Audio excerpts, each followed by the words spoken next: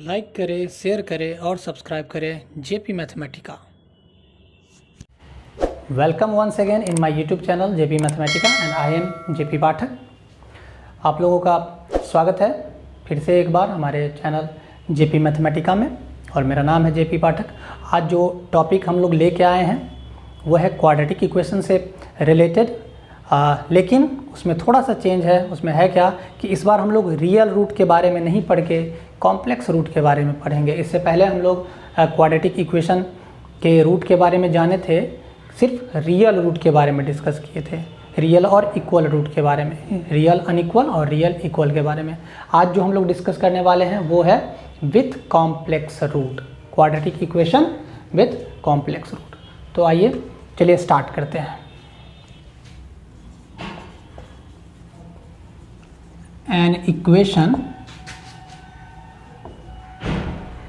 which is in the form of ax square plus bx plus c equal to 0, where a, b and c are real and a not equal to 0 is called a quadratic equation। चलिए ये सब आप लोग जानते भी होंगे कि an equation which is in the form of ax square plus bx plus c equal to 0 where a, b and c are real and a not equal to 0, क्योंकि a पार्ट अगर 0 हो जाएगा तो ये क्वाड्रेटिक इक्वेशन रह ही नहीं जाएगा। ठीक है, तो क्वाड्रेटिक इक्वेशन दिखाना है तो स्क्वायर का कोफिशिएंट 0 नहीं होना चाहिए। ठीक है, तो इस फॉर्म में अगर रहेगा तो उसको हम लोग क्वाड्रेटिक इक्वेशन कहेंगे। अब क्वाड्रेटिक इक्वेशन हम लोग जानते हैं कि ax square plus B x plus C equal to 0 है। तो यहाँ पे हम लोग डिस्कस किए थे कि x का वैल्यू क्या आता है, plus minus b square minus 4ac minus b plus minus root under b square minus 4ac by 2a। ये हमारा सॉल्यूशन होता है किसी भी क्वाड्रेटिक इक्वेशन के रूट फाइंड करने के लिए। अब इसमें यहाँ भी ये भी बात आता है कि कोई भी इक्वेशन हो, एक्चुअली कोई भी पॉलिनोमियल हो, तो उसका रूट कितना निकलेगा, तो जितना उसका मैक्सिमम पावर होगा, यानी जितना डिग्री का वो इक्वेशन होगा उतना उसका रूट निकलेगा। तो क्वाड्रेटिक इक्वेशन सेकंड डिग्री का है यानी 2 डिग्री का है, तो 2 रूट इसका निकलेगा। अगर यही क्यूबिक रहता तो 3 रूट निकलता, बाई क्वाड्रेटिक रहता तो 4 रूट निकलता, अगर लीनियर रहता तो 1 रूट निकलता। तो ये चूंकि क्वाड्रेटिक है तो 2 रूट निकलेगा, तो यहाँ से 2 आंसर निकलेगा। तो चलिए हम लोग जैसा कि जानते हैं कि x equal to minus b plus minus root under b square minus 4ac by 2a होता है। अगर इसमें हम लोग बी स्क्वायर माइनस 4ac को डी पुट कर दें, जिसको हम लोग डिस्क्रिमिनांट कहते हैं। ठीक है, तो अगर ये पुट कर दें तो x इक्वल टू हो जाता है minus b plus minus root under d by 2a। अब यहाँ पे 3 केस एराइज होता है। फर्स्ट है कि d greater than 0, d equal to 0 और d लेस देन 0। तो जैसा कि हम लोग d ग्रेटर देन 0 पे पढ़ चुके थे कि रूट क्या आएगा, रियल एंड अनइक्वल।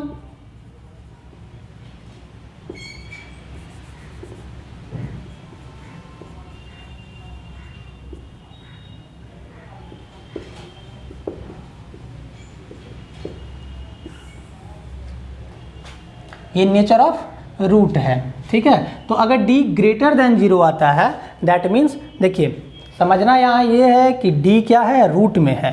तो रूट में है तो रियल वैल्यू के लिए ये हमेशा क्या होना चाहिए, नॉट लेस देन 0 होना चाहिए। अगर लेस देन 0 आ जाता है तो ये रियल रूट नहीं रहता।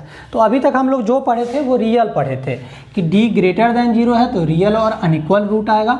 d अगर इक्वल टू 0 है तो रियल एंड इक्वल रूट आता है, और इस पे हम लोग छोड़ देते थे। इसमें पढ़ते क्या थे कि नो रियल रूट्स, इसमें कोई भी रियल रूट नहीं आता।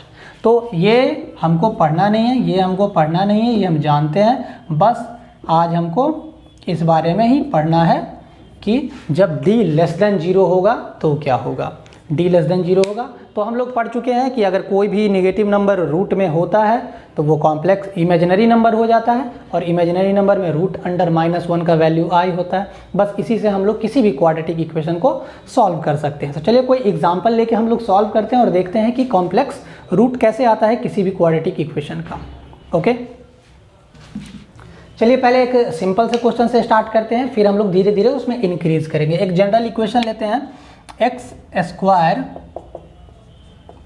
Plus 1 is equal to 0। ये क्वाड्रेटिक इक्वेशन है, इसको हमको सॉल्व करना है और x का वैल्यू फाइंड करना है। तो यहाँ से x square is equal to -1 आ जाएगा और x इक्वल टू प्लस माइनस रूट अंडर -1। जैसा कि आप लोग जानते हैं कि अगर स्क्वायर दूसरी तरफ जाए तो प्लस माइनस हम लोग यूज़ करते हैं। ऐसा क्यों यूज़ करते हैं? क्योंकि माइनस का भी स्क्वायर प्लस ही आता है और प्लस का स्क्वायर तो प्लस होता ही है, ठीक है। तो इसलिए हम लोग कभी भी स्क्वायर को दूसरे तरफ ले जाएं तो प्लस माइनस इंक्लूड करते हैं। तो चलिए यहाँ से आ गया प्लस माइनस रूट अंडर -1। जैसा कि आप लोग जानते हैं कि प्लस माइनस 1 यानी रूट अंडर -1 का वैल्यू कितना होता है? i।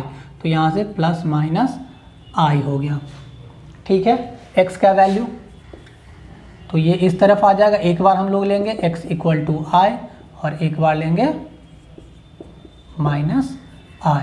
तो यही हो गया इसका solution, that is the complex root of any quadratic equation. इस तरह से हम लोग किसी भी क्वाड्रेटिक इक्वेशन का, चलिए ये तो जनरल फॉर्म है, फिर हम लोग डिस्क्रिमिनेंट जो कि पीछे पढ़े हैं उसके बेस्ट एक क्वेश्चन देख लेते हैं।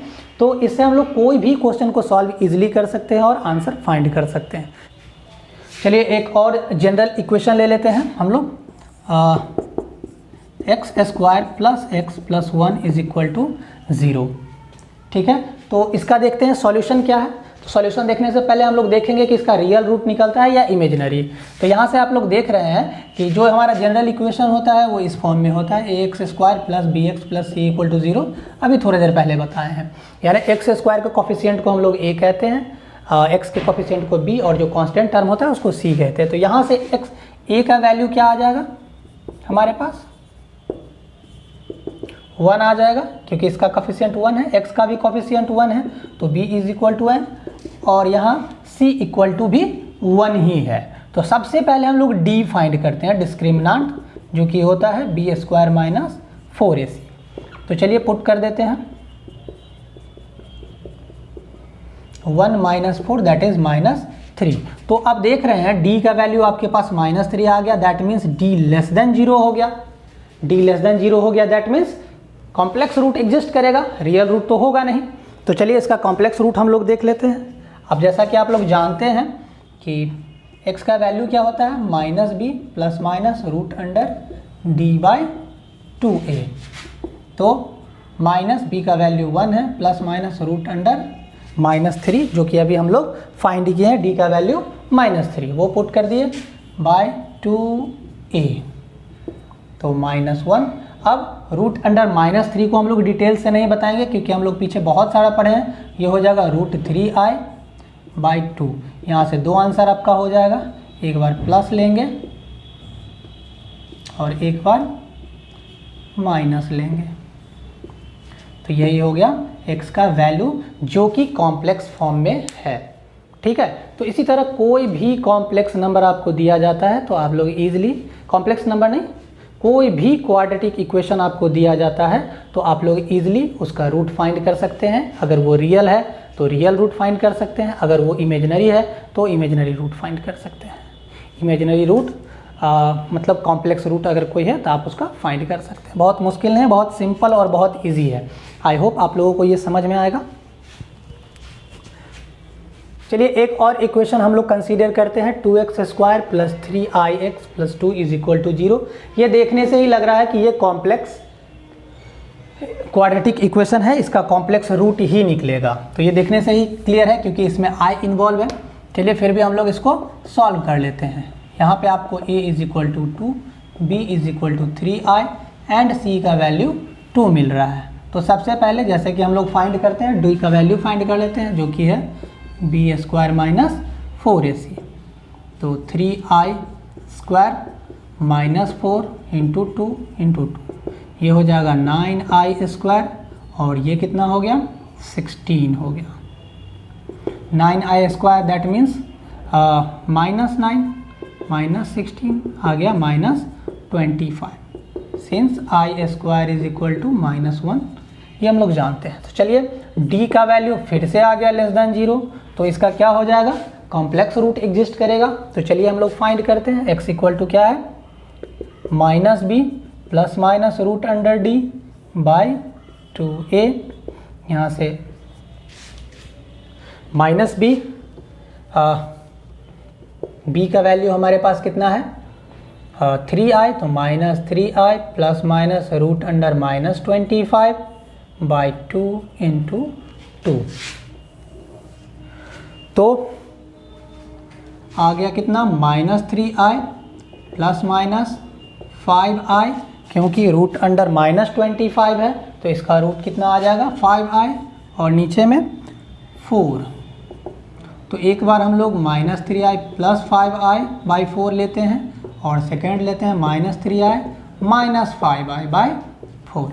एक बार पॉजिटिव वैल्यू लिए हैं प्लस माइनस है, एक बार निगेटिव वैल्यू लिए हैं। ओके, तो ये हो जाएगा कितना 2i बाई 4 और सेकेंड हो जाएगा -8i बाई 4। यहाँ से आपका वैल्यू i बाई 2 और -2i निकल जाएगा। तो ये है हमारा कॉम्प्लेक्स रूट फाइंड करने का मेथड। तो इससे आप लोग किसी भी क्वाड्रेटिक इक्वेशन अगर उसका रूट यानी डिस्क्रिमिनांट अगर लेस देन 0 आता है, कॉम्प्लेक्स रूट फाइंड करना है, तो इस मेथड से हम लोग ईजिली फाइंड कर सकते हैं। आई होप कि आप लोगों को ये समझ में आया होगा। अगर आप लोगों को ये कॉम्प्लेक्स नंबर से रिलेटेड, क्वाड्रेटिक इक्वेशन से रिलेटेड कोई कॉम्प्लेक्स रूट का कोई भी क्वेश्चन आप लोगों को ऐसा हो कि समझ में नहीं आ रहा हो या फिर प्रॉब्लम हो, तो आप लोग कमेंट बॉक्स में डालें। मैं ज़रूर कोशिश करूँगा कि उसको सॉल्व करके आप लोगों तक पहुँचाऊँ।